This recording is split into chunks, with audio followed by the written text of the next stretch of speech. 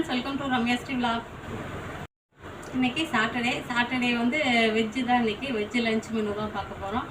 சிம்பிளான லஞ்சு தான் இன்றைக்கி. வாங்க என்னென்னு பார்க்கலாம். இல்லை நம்ம வீடியோக்குள்ளே போகிறதுக்கு நம்ம சேனலுக்கு சப்ஸ்கிரைப் பண்ணுங்கள். சப்ஸ்கிரைப் பண்ணிட்டு பக்கத்தில் இருக்க பெல் பட்டனை ப்ரெஸ் பண்ணுங்கள்.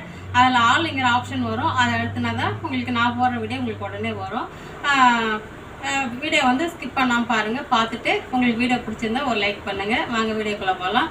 இன்றைக்கி சிம்பிளான லஞ்ச் என்னென்னா சிறுக்கீரை வந்து பூண்டு மிளகாய் தக்காளியெல்லாம் போட்டு புளி போட்டு கடைஞ்சிட்டு ரசம் பீட்ரூட் பொரியல் அப்பளம். இன்றைக்கி அதான் ரொம்ப சிம்பிள். இன்றைக்கி Saturday lunch menu, veg lunch menu பார்க்க போகிறோம். வாங்க என்னென்னு பார்க்கலாம், எப்படி செய்கிறோம் என்னென்னு பார்க்கலாம். வாங்க வீடியோக்குள்ளே போகலாம்.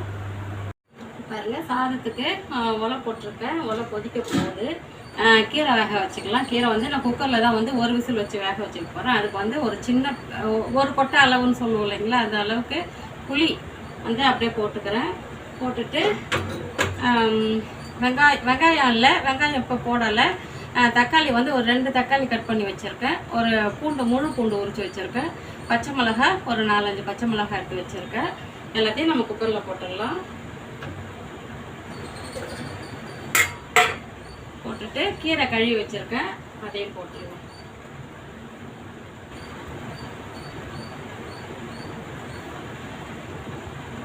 அப்படியே ஒரு விசில் வச்சு எடுத்துடணும்.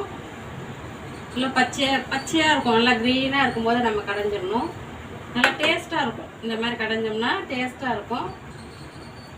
குக்கரில் எதுக்காக வைக்கிறோன்னா, கீரை வந்து நம்ம தனியாக பாத்திரத்தில் கூட வச்சு வேக வச்சுக்கலாம். குக்கரில் ஏன் வைக்கிறேன்னா, அந்த பூண்டெல்லாம் போடுறோம் இல்லைங்களா, பூண்டு தக்காளி பச்சை மிளகாய் அதெல்லாம் வந்து ஒரு விசில் வச்சு வேக வச்சோம்னா நல்லா குழஞ்சி வந்துடும். அதுக்காக தான் குக்கரில் போடுறேன். நம்ம வந்து இப்போ உப்பு போடக்கூடாது, சால்ட் வந்து இப்போ போடக்கூடாது. தண்ணி வந்து கொஞ்சமாக ஊற்றிக்கலாம். போதும். ஒரு 1/2 டம்ளர் அளவு தான் ஊற்றிருக்கேன் தண்ணி. 1/2 டம்ளர் கொஞ்சம் கூடுதலாக ஊற்றிருக்கேன். மூடி போட்டு ஒரு விசில் வச்சு வேக வச்சுக்கலாம்.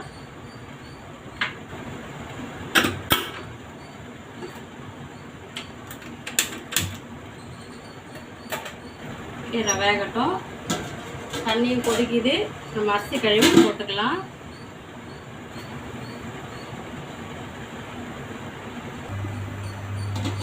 உலை கொதிச்சிருச்சு, அரிசி போட்டுக்கலாம். அரிசி வந்து நான் 1/2 மணி நேரத்துக்கு முன்னாடி ஊற வச்சுருவோம். நல்லா கழுவிட்டு ஊற வச்சுருவோம்.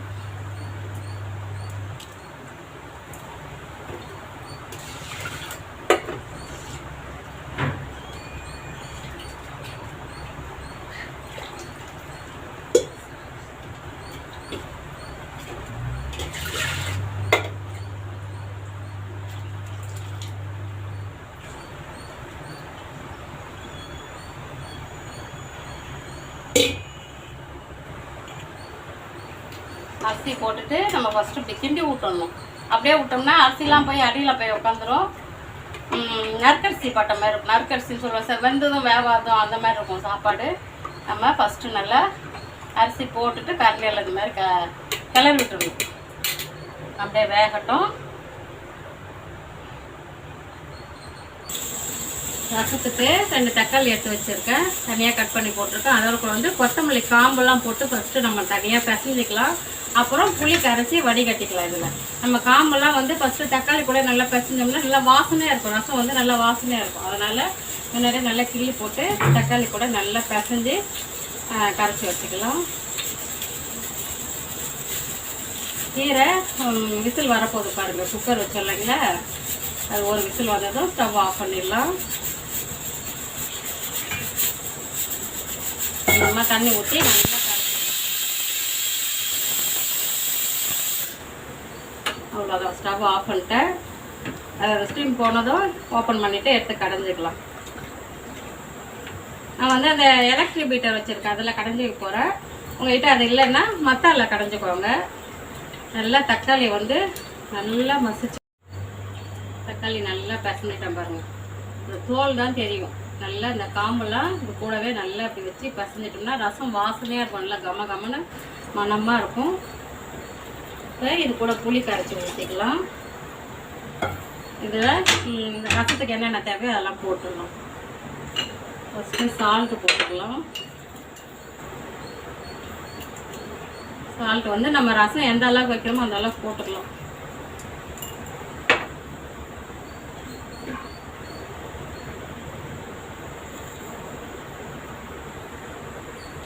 உப்பு ஜாடியில் இல்லாமல் இருந்துச்சு, கொட்டி வச்சோம்.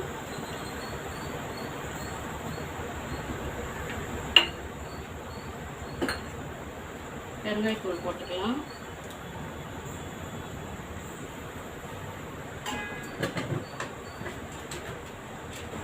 மஞ்சள் தூள் கொஞ்சம் போட்டுக்கலாம். கொஞ்சமாக மஞ்சள் தூளில் இந்த சம்மர் சீசனுக்கு கொஞ்சம் குறைச்சிக்கணும். போட்டுட்டு இதுக்கு மிளகு ஜீரகம் அதெல்லாம் நுணுக்கிக்கலாம். நான் மிக்ஸி ஜாரில் தான் அரைச்சிப்பேன். ரசத்துக்கு அரைச்சிக்கலாம். மிளகு வந்து ஒரு ஸ்பூன் அளவு கணக்கு. இது சின்ன ஸ்பூனு, இந்த பாக்ஸோடு வந்தது. இது செட் ஆஃப் 4ன்ட்டு இந்த பாக்ஸோடு வந்தது 4 ஸ்பூனு. இது சின்னதாக இருக்கும். இது 2 போட்டோம்னா 1 ஸ்பூன் அளவு கணக்கு வரும். அதில் ஜீரகம் வந்து ஒரு 1.5 ஸ்பூன். ஜீரகம் அதிகம் போட்டால் ரசம் வந்து சிறு கசப்பாக கசக்கிற மாதிரி இருக்கும். அதனால் ஒரு 1.5 ஸ்பூன். சும்மா ஒரு 10 அளவுக்கு வெந்தயம். நம்ம எண்ண முடியாது, கம்மியாக தான் போட்டிருக்கேன். வெந்தயம் போட்டால் ரசம் வாசனையாக இருக்கும்.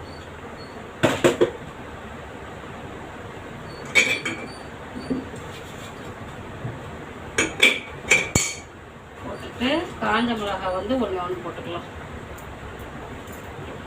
இதை தண்ணி ஊற்றாமல் அரைச்சிக்கணும். அரைச்சிட்டு பூண்டு வந்து இதில் போட்டு அரைச்சிக்கலாம். இப்போ பூண்டு வந்து பல்ஸ் கொடுத்து அப்படியே நறுக்குன மாதிரி எடுத்துப்பேன்.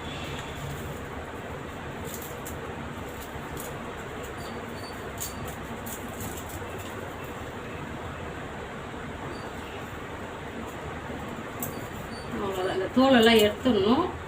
எடுத்துட்டு பூண்டு வந்து தோலோடு தான் போடணும். அந்த நைஸ் தோலெலாம் எடுத்துடலாம். எடுத்துட்டு இதை நம்ம ஃபஸ்ட்டு அரைச்சிட்டு மிளகு ஜீரகெல்லாம் அரைச்சிட்டு லாஸ்ட்டாக இந்த பூண்டு போட்டு பல்ஸ் கொடுத்து ஒரு 2 பல்ஸ் கொடுத்தோம்னா பூண்டு வந்து மசிஞ்சிடும். அரைச்சிட்டு வந்துடலாம். பாருங்கள், ரசத்துக்கு அரைச்சிட்டேன். பாருங்கள், வெளிச்சம் தெரியுதா? இருட்டடிக்கிற மாதிரி. நம்ம அரைச்சதை லைட்டாக குறைன்னு அரைக்கணும். ரொம்ப நைஸாலாம் அரைக்கக்கூடாது. அப்போ தான் ரசம் வாசனையாக இருக்கும். அரைச்சதை நம்ம தக்காளியெல்லாம் கரைச்சி வச்சோம் இல்லைங்களா, அதில் போட்டுடலாம்.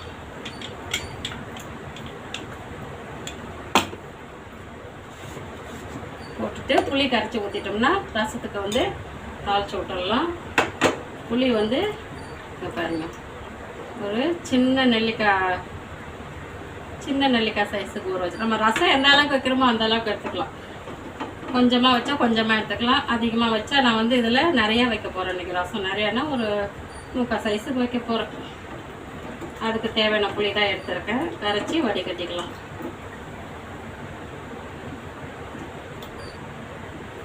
புளி கரைச்சிட்டேன், வடிகட்டி ஊற்றிக்கலாம்.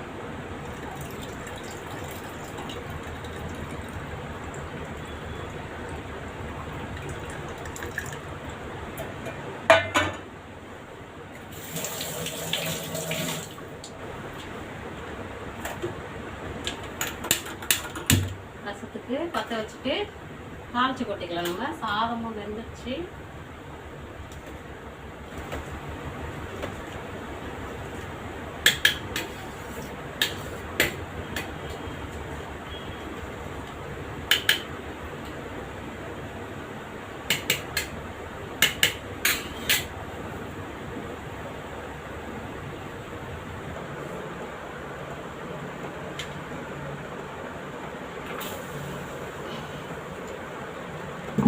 சாதம் வடிச்சு விட்டுடலாம்.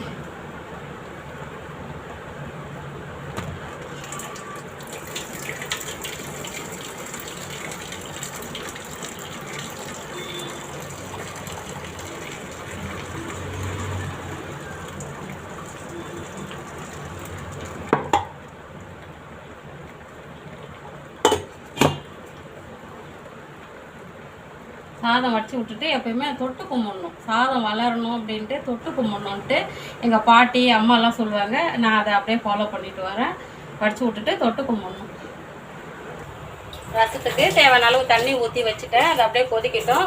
ரசத்துக்கு தாளிச்சிக்கலாம். ஸ்டவ்வில் சின்ன வானல் இல்லை பெரிய வானல், இதில் நம்ம பீட்ரூட் பொரியல் பண்ணிக்கலாம் அப்படின்ட்டு வானல் வச்சுருக்கேன். ரசத்துக்கெலாம் எண்ணெய் அதிகம் தேவைப்படாது, ஒரு ஸ்பூன் அளவு தான் ஊற்றிருக்கேன்.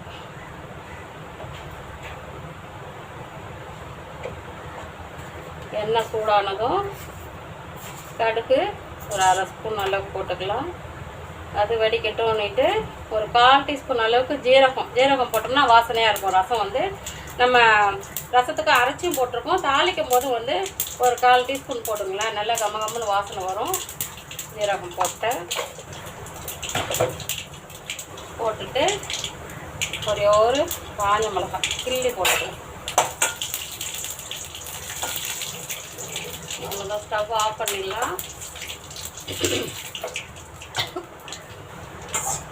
ஆறுனதுக்கப்புறம் ரசம் கொதிக்கட்டும். ஆறுனதுக்கப்புறம் ரசத்தில் எடுத்து ஊற்றிக்கலாம். ரசத்துக்கு நம்ம இன்னும் கருவேப்பிலை போடலை, நல்லா கழுவிட்டு கிள்ளி போட்டுக்கலாம். ரசத்தில் கிள்ளி போட்டுக்கலாம்.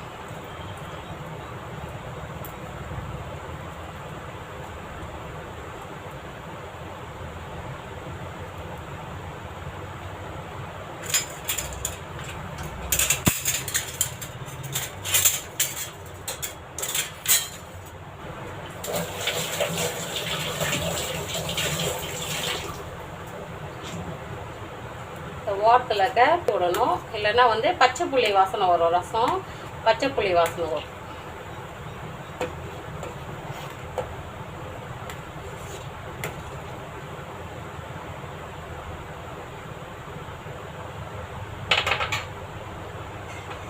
நம்ம தாளிச்சதையும் அதில் ஊற்றிடலாம். ஆறுனதுக்கப்புறம் ஊற்றினா அந்த எண்ணெய் வந்து மேலே சுட நம்ம சூடாக ஊற்றினா எண்ணெய் வந்து எங்கே பார்த்தாலும் அடுப்புலாம் தெரியுது. அதனால தான் நான் கொஞ்சம் ஆற வச்சுட்டு ஊற்றுறேன். நம்ம தானே க்ளீன் பண்ணுறதெல்லாம் அப்பப்போ தொடச்சி தான் வைக்கிறேன், அப்பப்போ க்ளீன் பண்ணிகிட்டே தான் இருக்கேன். எப்படியா இருந்தாலும் எண்ணெய் பிசுக்கு அந்த தண்ணி எல்லாம் அடுப்பு மேலே தான் படும். அப்படியே முழுக்குன்னு நுரக்கட்டி வருது பாருங்கள். அப்போ ஸ்டவ் ஆஃப் பண்ணிட்டு ரசத்தை எடுத்துடலாம். கீரையும் வந்து ஒரு விசில் வச்சு எடுத்துட்டேன் பாருங்கள். ரசம் அப்படியே முழுக்குன்னு வருதுங்களா. இப்போ ஸ்டவ் ஆஃப் பண்ணிடலாம். ஆஃப் பண்ணிட்டு சண்டையில் கலக்கி விட்டு மூடிடணும். ரசம் வந்து அப்புறம் வாசனை போயிடும், வாசனை இருக்காதுன்னுவாங்க. அவ்வளோதான், ரசம் ரெடி ஆகிடுச்சு. எடுத்து வச்சிடலாம். கீரைக்கு தாளிச்சிக்கலாம். கீரை வந்து நல்லா ஆறுனதுக்கப்புறம் நான் கடைஞ்சிக்க போகிறேன். கீரைக்கு வந்து தாளிச்சிக்கலாம். கொஞ்சமாக ஒரு ஸ்பூன் அளவுக்கு எண்ணெய் ஊற்றிக்கலாம்.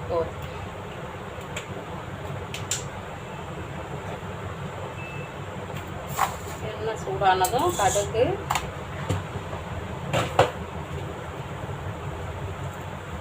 ஒரே ஒரு காஞ்ச மிளகாய் போட்டுக்கலாம். போட்டுட்டு ஒரே ஒரு வெங்காயம் கட் பண்ணி வச்சுருக்கேன். பொடிசாக ஒரு சின்ன வெங்காயம் தான் கட் பண்ணி வச்சுருக்கேன். போட்டு வதக்கிக்கலாம். கீரைக்கு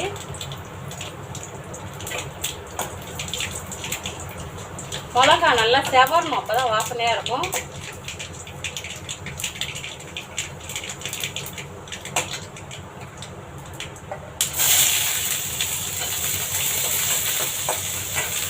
வெங்காயம் வந்து நல்லா வதக்கிக்கலாம். பாருங்க, நான் கீரை வந்து கடைஞ்சிக்கலாம். கீரை நல்லா வெந்துடுச்சு. ஒரு விசில் தான் வச்சேன். அந்த ஸ்டீம்லாம் போனதுக்கப்புறம் ஓப்பன் பண்ணிட்டேன். இப்போது அதில் இருக்க தண்ணியோட நம்ம கடைஞ்சிக்கலாம். நான் வந்து எலக்ட்ரிக் பீட்டர் தான் வச்சுருக்கேன். உங்கள்கிட்ட இது இல்லைனாலும் பரவாயில்ல, நீங்கள் வந்து மத்தில் கடைஞ்சிக்கோங்க.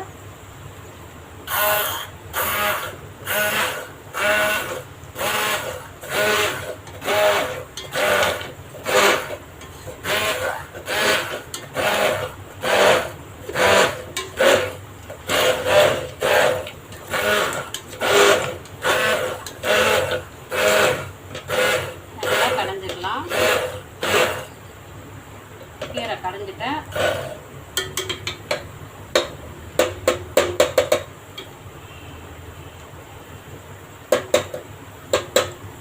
அவ்வளோதான், கீரை வேலை ஆச்சு. நம்ம தாளிச்சதையும் அதில் கொட்டிடலாம். கீரைக்கு வந்து நம்ம உப்பு போட்டுடலாம். நம்ம ஃபஸ்ட்டு உப்பு போடல இல்லைங்களா, வந்து ஒரு ஸ்பூன் நல்லா போடுறேன். பத்தலைன்னா கூட சாப்பிடும்போது போட்டுக்கலாம். நம்ம எதுலையுமே வந்து உப்பு கம்மியாக போடுறது ரொம்ப நல்லது.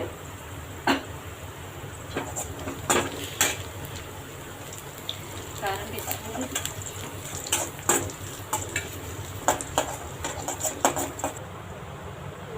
தாளிச்சதையும் வெங்காயம்லாம் தாளிச்சோம் இல்லைங்களா, அதையும் வந்து கீரையில் எடுத்து கொட்டிடலாம்.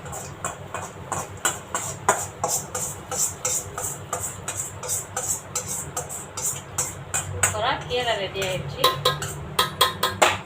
சிறுகீரை கடைகள் ரெடி ஆயிடுச்சு.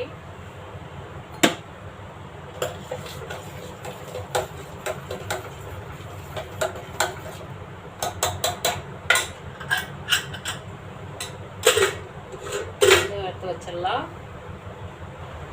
பீட்ரூட்டுக்கு தாளிச்சிக்கலாம். ஸ்டவ்வில் வந்து வானல் வச்சு சூடு பண்ணிடலாம்.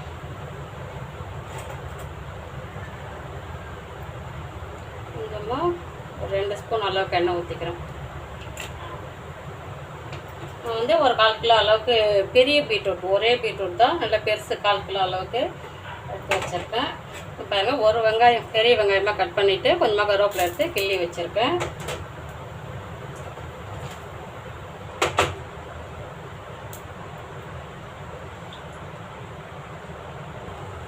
எண்ணெய் சூடாகிடுச்சு, கடுகு போட்டுக்கலாம்.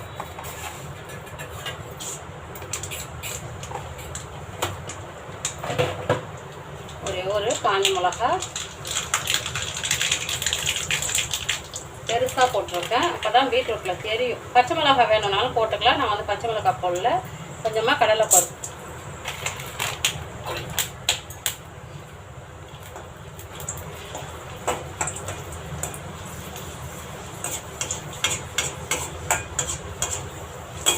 கடலைப்பருப்பு சேர்ந்ததுக்கப்புறம் நம்ம கட் பண்ணி வச்ச வெங்காயமும் கருவேப்பிலையும் போட்டுடலாம்.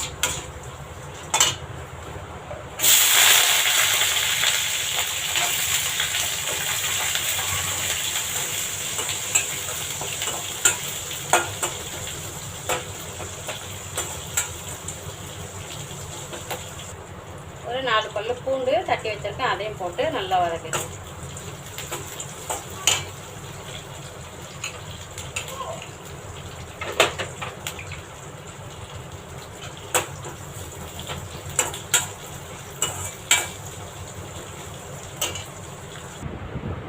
பீட்ரூட் வந்து நான் ஒரு 1/4 கிலோ அளவுக்கு மேலே இருக்க தோல்லாம் வயட்டிட்டு கட் பண்ணி வச்சுருக்கேன். துண்டு துண்டாக கொஞ்சம் பெரிய பீஸை தான் போட்டிருக்கேன், ஏன்னா சாப்பரில் போட்டு சாப் பண்ணி போகிறேன். அதனால் பெரிய பீஸாக தான் போட்டுருக்கேன். நம்ம கட் பண்ணி வச்ச பீட்ரூட்டில் சாப்பரில் போட்டுடலாம். பீட்ரூட் வந்து உடம்புக்கு அவ்வளோ நல்லது. குழந்தைங்களுக்கு வந்து நீங்கள் எப்பயிலேருந்தே கொடுக்க ஆரம்பிச்சிருங்க. ரத்தம் இல்லாதவங்களுக்குலாம் ரொம்ப நல்லது. எல்லாருமே சாப்பிடலாம், ரத்தம் இல்லாதவங்கன்னு இல்லை, எல்லாருமே சாப்பிட்லாம். ஊற்றிட்டு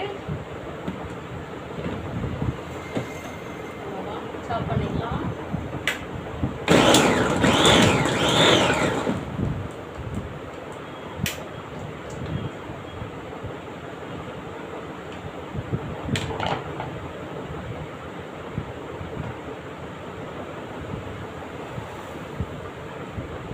பிளேடு ஷார்ப்பாக இருக்கும், கொஞ்சம் கவனமாக தள்ளி.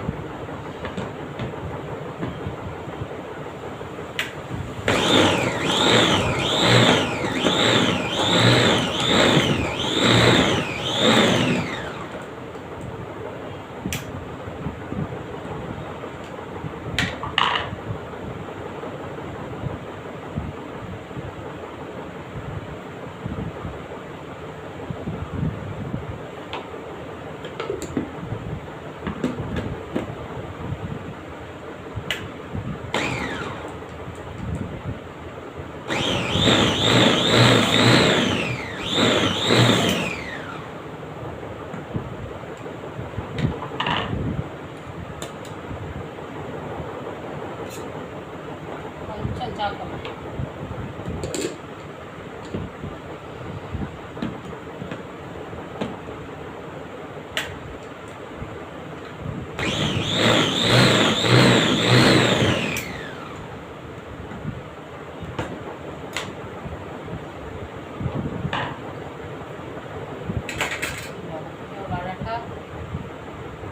பொடிசாக சாப் ஆகிடும். இதனால் எவ்வளோ ஹெல்ப் பண்ணுது நமக்கு. இந்த மாதிரி சாப்பர் வாங்கி வச்சுக்கோங்க. நான் வந்து அமேசானில் தான் வாங்கினேன். பீட்ரூட்டு கேரட்டை நம்ம கையில் வந்து துருவிட்டு இல்லை கட் பண்ணிட்டோ இருக்கிறத விட இது எவ்வளோ ஈஸியாக இருக்குது நமக்கு.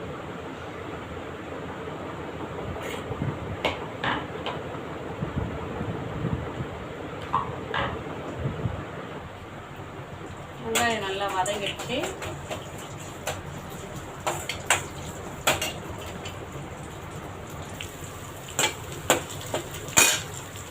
சாப் பண்ணி வச்சா பீட்ரூட்டை அதில் போட்டுடலாம்.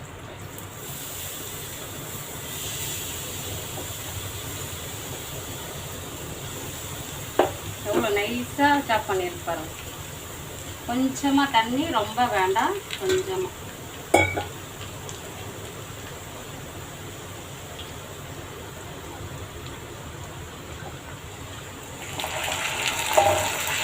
இதுக்கு தேவையான சால்ட்டு போட்டுக்கலாம்.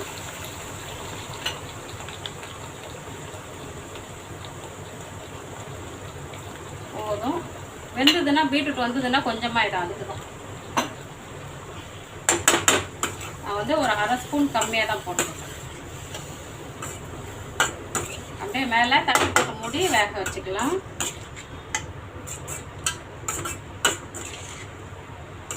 வெந்ததுக்கப்புறம் தேங்காய் திருவி போட்டு இறக்கணும். நான் இன்றைக்கி தேங்காய் போடலை. தேங்காய் போட்டால் நெஞ்சை கறிக்குதுன்னு ஹஸ்பண்ட் வேண்டான்னு சொல்லிட்டாரு. அதனால் தேங்காய் போடலை. சிலவங்களுக்கு ஒத்துக்காது. இந்த நெஞ்சு அப்படியே எரியிற மாதிரியே இருக்கும். தொண்டையில் வந்து அந்த தேங்காய் போட்டெல்லாம் சாப்பிட்டா எரியிற மாதிரி இருக்கும் அப்படின்ட்டு சொல்லுவாங்க. அதனால் அவர் இன்றைக்கி வேண்டான்றார். அதே மேலே தட்டு போட்டு மூடி வேக வச்சுக்கலாம். Saturday veg lunch menu ready ஆகிடுச்சு. என்னன்னு பார்க்கலாம் வாங்க. பாருங்கள், கீரை, சிறுகீரை வந்து பூண்டு போட்டு கடையல். எல்லாம் செம்ம டேஸ்ட்டாக இருக்கும்.